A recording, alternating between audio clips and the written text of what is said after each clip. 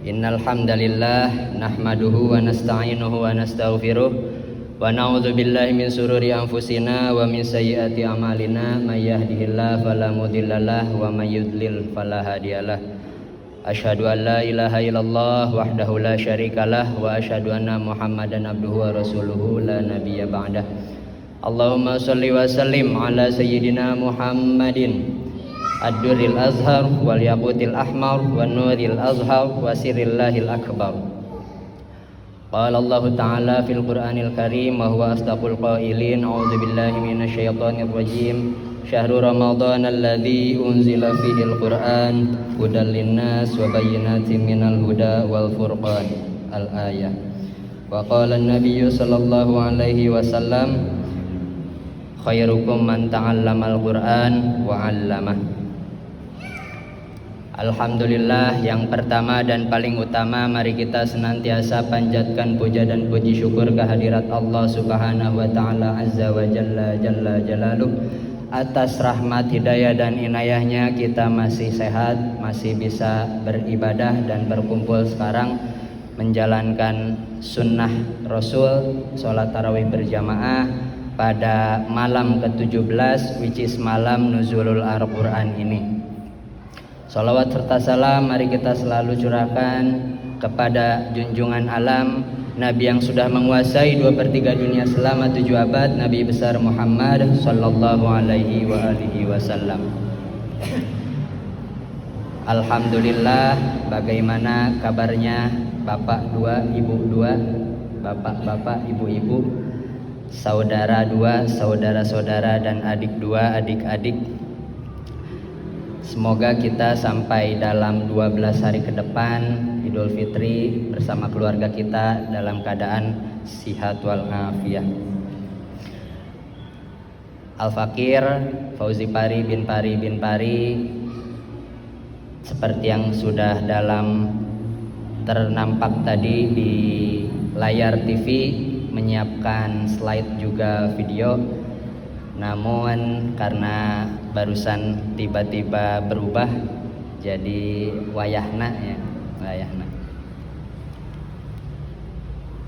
Yang pertama kita sampaikan bahwasanya tadi mungkin yang sudah membaca flyer Nuzulul Quran Masjid Besar Siti Ruqayyah bertemakan Al-Quran sebagai teman hidup di dunia hatta di akhirat nanti. Sekilas sejarah peristiwa turunnya Nuzulul Quran terjadi ketika Nabi sedang beruzlah, berkhalwat, tahanus di dalam Gua Hiro di atas Jabal Nur. Kurang lebih jaraknya 4 km, ada yang menyebutkan 5-6 kilo. Kalau dalam radius di hitungan Arabnya 2 farsakh sebelah utara dari Masjidil Haram. Guanya tidak besar, mungkin yang sudah haji dan umroh ke sana melihat bahwasanya gua itu setinggi kurang lebih 2 meter kubik.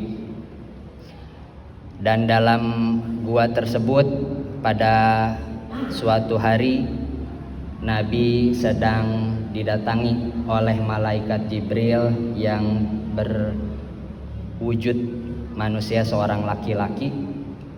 Pada saat malam tersebut malaikat Jibril memerintahkan kepada Nabi untuk membaca.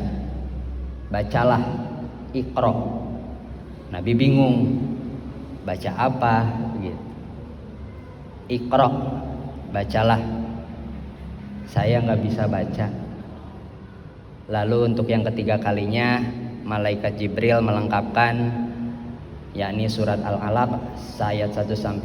A'udzubillahi samii'il 'aliim minasyaitonir rajim. Bismillahirrahmanirrahim. Iqra bismi rabbikal ladzi khalaq.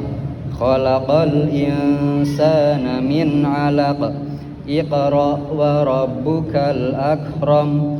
Alladzi 'allama bil qalam. 'Allamal insana ma lam ya'lam. Dari situ merupakan momentum mukjizat Nabi yang paling besar, yaitu Al-Quran sebagai penyempurna dari kitab-kitab yang turun sebelumnya dan akan dijaga inna nahnu nazzalna dzikra wa inna lahu lahafizun sampai nanti kiamat. Hadirin jamaah tarawih Masjid Besar Siti Ruqayyah rahimakumullah, Al-Quran sebagai teman hidup ada sangat banyak sekali keterangan dan keutamaan yang kita dapatkan bila mana membaca Al-Quran. Tidak hanya sebagai mengisi kekosongan, kegabutan ketika kita sedang lagi gak ngapa-ngapain ya, tapi Al-Quran juga bisa sebagai petunjuk, penerang, sebagaimana ayat yang tadi dijelaskan pada muqaddimah dibacakan, dan Al-Quran pun bisa menjadi sebagai pengobat baik lahir maupun batin, jasmani maupun ruhani, baik fisik maupun yang sifatnya metafisik. A'udzubillah wa nunazzilu minal qur'ani ma huwa syifaa'un wa rahmatul lil mu'minin wa la yaziduz zalimina illa khasara. Dan kami menurunkan Al-Quran itu sebagai salah satunya syifa. Mari kita doakan kepada segenap keluarga kita, segenap kerabat kita, tetangga kita yang mungkin hari ini sedang kurang sehat. Semoga mereka segera diberikan kesembuhan. Amin ya Allah ya Rabbal Alamin.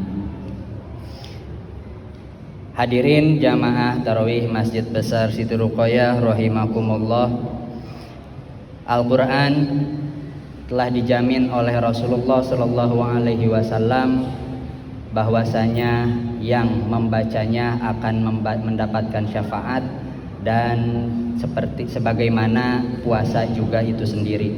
Waktu kemarin dibawakan hadis bahwasanya Al-Quran akan datang pada hari kiamat sebagai syafaat, pemberi syafaat.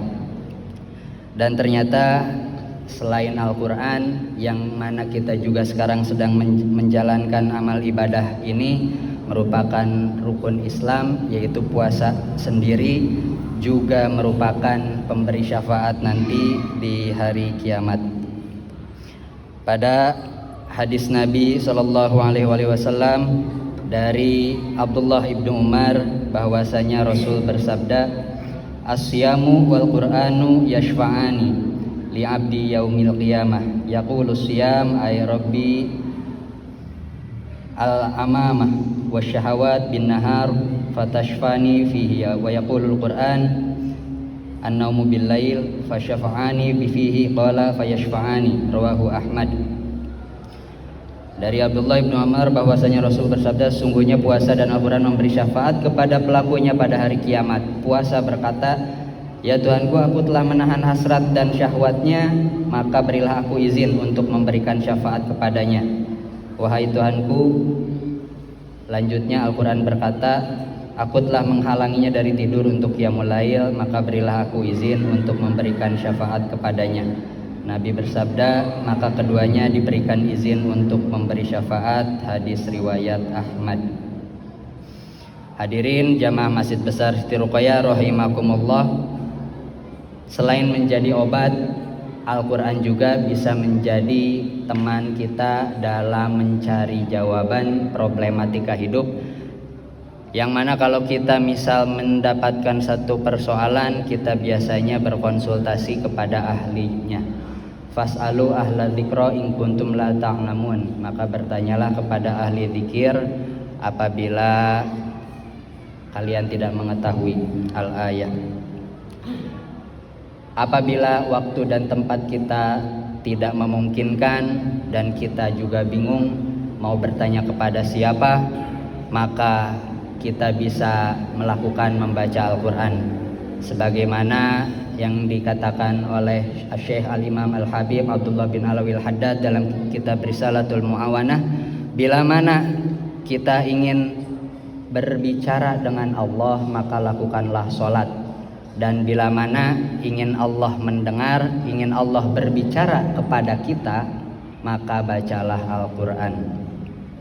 Dalam keterangan lain, bila mana ingin bicara kepada Allah maka berdoalah. Karena memang sholat itu secara harfiah artinya adalah doa. Dari Abdullah bin Hasan berkata, Jabir bin Abdullah As-Salami berkata, Rasulullah SAW mengajarkan kepada sahabatnya istikharah dalam setiap urusan sebagaimana Rasulullah mengajarkan surah Al-Quran. Lanjutannya kalau dibacakan, kalau di-spill merupakan doa sholat istikharah yang kita baca ketika ingin memilih di antara dua perkara atau lebih, atau antara yang better dan yang kurang baik buat kita. Hadirin jamaah Masjid Besar Siti Ruqayyah rahimakumullah. Al-Fakir mohon izin untuk menayangkan, tadinya lewat TV namun sekarang mungkin lewat audio, mengenai tajuk yang kedua dalam tema Al-Quran sebagai teman di akhirat nanti. Berarti ini mungkin audionya aja ya. Dalam salah satu yang membuat karya orang Indonesia setelah Profesor Quraish Shihab menuliskan tafsir Al-Misbah, berikutnya ada Kiai Haji Ahmad Bahauddin Nur Salim aka yang sering kita dengar namanya Gus Baha, juga membuat satu tafsir Al-Quran. Beliau seorang hafiz dari Rembang. Dan dalam audio berikut Gus Baha menjelaskan tentang hadis yang mana surat Al-Quran salah satunya Tabarok akan memberi syafaat, akan menjadi teman di alam barzakh nanti ketika kita semua meninggal, karena kita semua adalah camat, calon mayat.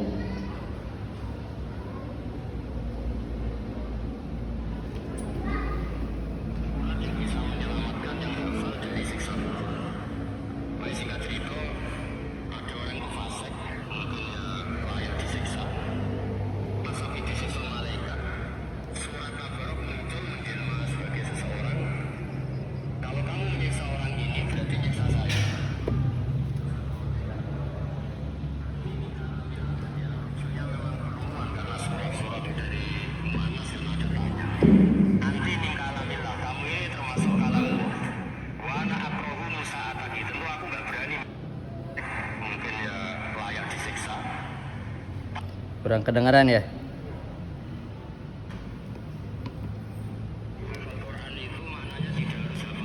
Hafal Quran itu maknanya tidak harus hafal semuanya. Boleh hanya surat Yasin, Waqiah, Tabarok, atau mungkin kul Muawwidzat ya.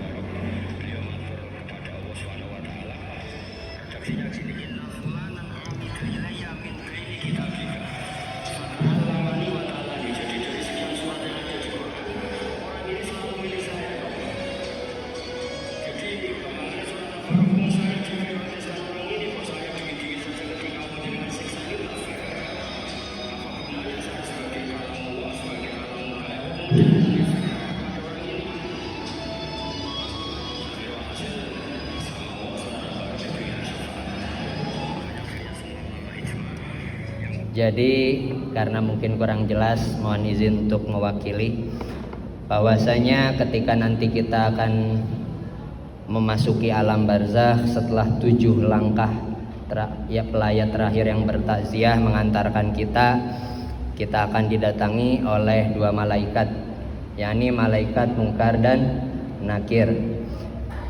Assalamualaikum ya ahlal kubur. Gus Baha menjelaskan bahwasanya malaikat juga kena aturan fikih. Tidak masa iya seorang nabi, baik Nabi Muhammad SAW maupun nabi-nabi lainnya, ditanya man nabiyuka, siapa nabimu? Ya.